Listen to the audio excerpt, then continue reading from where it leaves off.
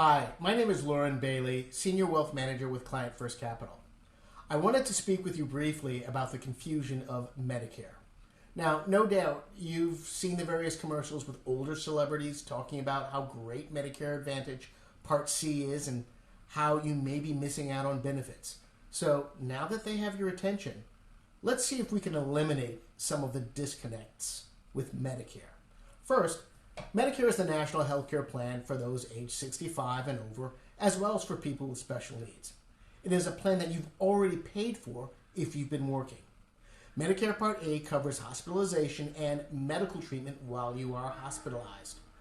Part B covers outpatient care and everyday doctor's visits, and Part D covers drugs and prescriptions.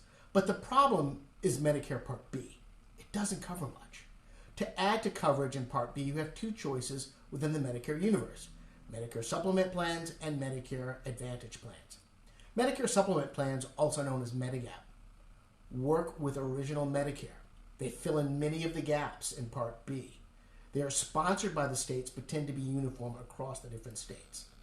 The other option you have is the Medicare Advantage plans, also known as Part C. Those plans are called all-in-one plans because they are self-contained alternatives to original Medicare. But they still cover Parts A, B, and D, while the supplemental plans only cover Parts A and B. They can offer things that supplemental plans don't, like dental and vision, but the specifics of these plans vary by zip code and by insurance provider. To find out what each plan in your area offers, it requires a bit of homework. But here's a hint. Medicare Advantage plans tend to be less expensive than their supplemental plans, but usually are not as comprehensive in their Part B coverage. However, both plans are worth considering. Remember, the best coverage depends on your personal situation, like where you live, how many times you need a doctor, or how much money you can afford to pay in annual premiums. Second, to get enrolled into a plan, you need to enroll during an enrollment period, either the initial enrollment period in the year you turn 65 or other periods like the annual enrollment period or the open enrollment or a special enrollment window. The enrollment windows themselves can be tricky, so it's worth investigating on your own or asking a professional. And the third disconnect is ourselves. When we already have Medicare, we take for granted that the plan we enrolled in a few years ago still meets our current needs. Many people are used to being stuck with the health care provided by their former employers, and they don't realize that with Medicare, you have many choices and you can change your plans every year.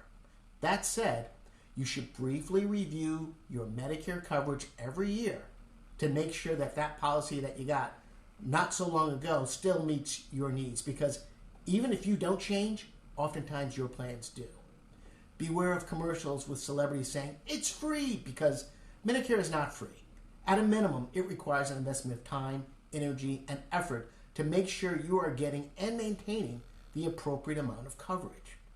Again, for further clarification on your options, you should visit the Medicare website at medicare.gov, the AARP website, or contact your financial professional. You can also contact me at the information given below. And remember, Medicare is not free. You've already paid for it.